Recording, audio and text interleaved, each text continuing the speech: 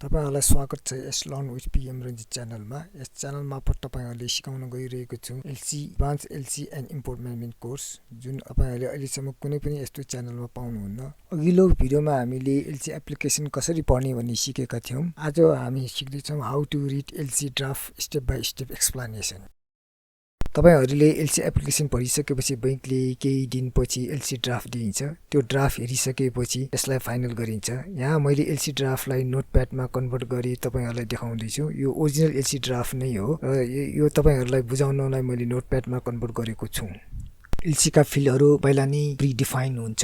यो संसारभरि नै एउटा रुलमा हुन्छ र तपाई जुनसुकै बैंक जानुहोस् हरेक बैंकको एलसी मा फिल्डहरु सेम नै हुन्छ र अब हामी सबै फिल्डहरुलाई एक एक गरी बुझौं। फिल्ड 27 मा सिक्वेन्स अफ टोटल छ, जसमा 1 by 1 लेखेको छ। त्यो भनेको यो पुरा कम्प्लिट एलसी हो। यदि 1 by 2 लेखेको छ भने अर्को पनि एलसी छ र यो पुरा कम्प्लिट एलसी होइन भन्ने बुझिन्छ। फिल्ड 40A मा फर्म अफ डकुमेन्ट्री क्रेडिट छ, जसमा इरिभोकल लेखेको छ, जुन UCP 600 ले नै डिफाइन गरिएको छ। फिल्ड 20 मा डकुमेन्ट्री क्रेडिट नम्बर छ, जुन एलसी को नम्बर हो। यो नम्बर पनि एकदमै इम्पोर्टेन्ट हुन्छ, जुन एक्सपोर्टरले हरेक डकुमेन्टमा मेन्सन गर्नुपर्ने हुन्छ। फिल्ड 31C मा डेट अफ इस्यु छ, जसमा एलसी खोलेको मिति लेखिन्छ। फिल्ड 44E मा एप्लिकेसन रुल छ, जसमा UPC लेटेस्ट भर्सन लेखेको छ। फिल्ड 50 मा एप्लिकेन्टको name and address with PAN and EXIM code लेखेको हुन्छ। फिल्ड 59 मा बेनिफिसियरीको नेम एन्ड एड्रेस लेखेको छ। फिल्ड 32B मा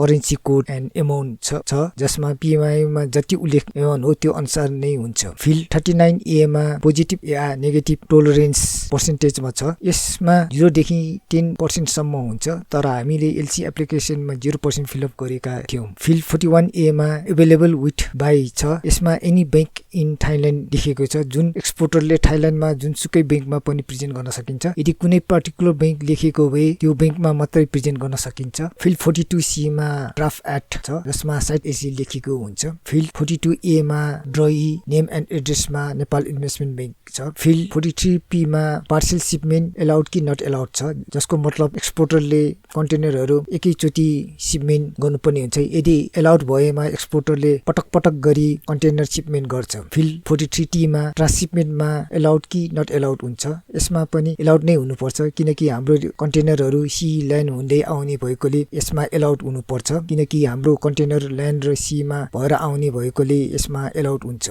फिल्ड 44E मा port of loading and airport of departure छ। यसमा जुन पोर्टबाट कार्गो लोड हुने हो त्यो पोर्टको नाम हुनुपर्छ। यहाँ पोर्ट अफ लेमच्याम्पिङ पोर्ट थाइल्यान्ड छ, जुन हाम्रो कन्टेनर त्यहाँबाट लोड हुन्छ। फिल्ड 44F मा port of discharge / airport of destination छ, जसमा कन्टेनर आएको हो त्यहाँबाट बायरको फाइनल डेस्टिनेसनमा जान्छ। तर हाम्रो देश ल्यान्डलक कन्ट्री भएकोले हाम्रो पोर्ट अफ डिस्चार्ज इन्डियाको विशाखापट्टनम पोर्टमा हुन्छ वा कलकत्ता पोर्ट पनि हुन्छ। फिल्ड 44B मा place of final destination / place of डेलिभरीमा Kathmandu Nepal by Birgunj custom office हुन्छ। फिल्ड 44C मा लेटेस्ट डेट अफ शिपमेन्टमा लेटेस्ट डेट लेखिन्छ। फिल्ड 45A मा डिस्क्रिप्सन अफ गुड्समा goods of detail with harmonize code साथै टोटल एलसी भ्यालु लेखिन्छ। फिल्ड 46A मा डकुमेन्ट रिक्वायर्ड छ। यो पुरा एक्सप्लेनेसन गर्न थाल्यो भने भिडियो एकदमै लामो हुनेछ। फिल्ड 47D मा चार्ज छ, जसमा all bank charge outside Nepal are for beneficiary account भनेको छ। यसको मतलब के हो भने जति पनि चार्जहरु नेपाल बाहिर हुन्छ त्यो सबै बाहिरले नै तिर्नुपर्ने हुन्छ।